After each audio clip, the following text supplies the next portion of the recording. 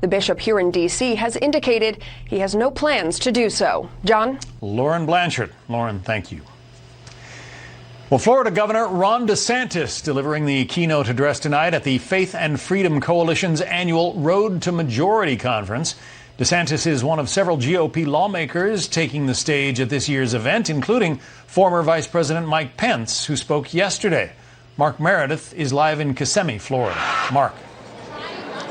John, good evening to you. Florida Governor Ron DeSantis is going to have quite the audience when he gets ready to address this crowd of religious conservatives a little less than an hour from now. We have heard from so many people that say they are eager to hear from DeSantis directly, and many of them also tell us they're eager for him to run for president in 2024. DeSantis has certainly started to gain something of a national reputation after he navigated Florida through the pandemic, allowing a lot of businesses and schools to reopen a lot faster than some of the other states around the country. He has his own re-election to deal with first next year, but Republican officials tell Fox News his support among conservatives is on the rise.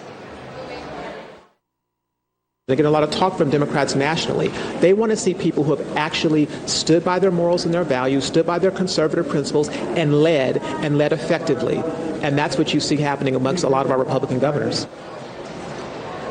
Now, this conference has been going on for a few days, and we have seen a number of Republican establishment figures, people that could also be presidential candidates down the line, try to make their efforts to reach out to the base. That includes Florida Senator Marco Rubio, Texas Senator Ted Cruz, and former Vice President Mike Pence.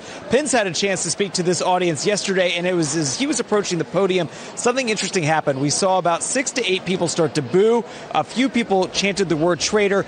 The former vice president continued on with his remarks, but it was a bit surprising considering of this audience of religious conservatives. Still, the former BEP had plenty of cheers, though, especially as he launched new attacks against his successor.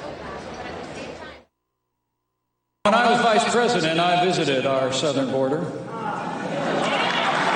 than once.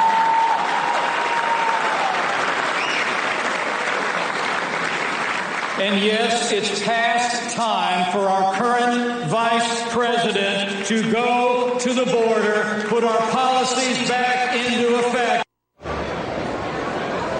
Now, Pence is going to be holding more events later on this summer, certainly indication that he's going to keep getting back out there after keeping a low-key profile after leaving the White House. We also have not seen President Trump here at this event. He was invited to speak but declined, we're told, due to scheduling conflicts. But we know that Trump is getting ready to hold more of those rallies that he made so famous during the 16 and 20 campaigns. Those are about to start back up, and I know he's going to be doing another event in Texas next month. So, John, there certainly seems to be this indication that more of these high-profile Republicans are taking the stage, eager to talk about the midterms and what comes next for the party.